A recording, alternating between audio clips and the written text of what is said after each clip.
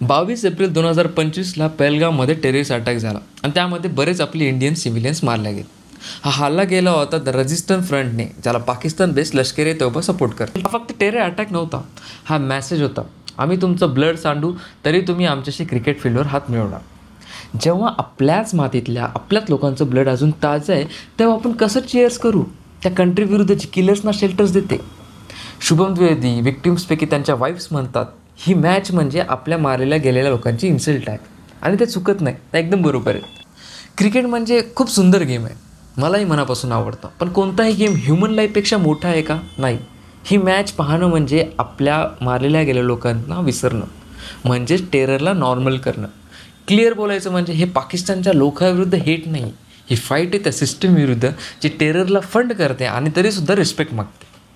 Terror sponsor करून तुम्ही toss मागू नाही शकत किंवा तुम्ही रिस्पेक्ट नाही गेन करू शकत. आज जर तुम्ही ही मॅच पाहत नसाल तर तुम्ही अँटी स्पोर्ट्स नाही आहेत, तुम्ही प्रो इंडिया आहेत. आणि you can say it with the pride, no cricket with the terror. कमेंटमध्ये तुम्ही नक्की सांगा आजची मॅच तुम्ही पाहणार आहात का नाही इंडिया पाकिस्तान.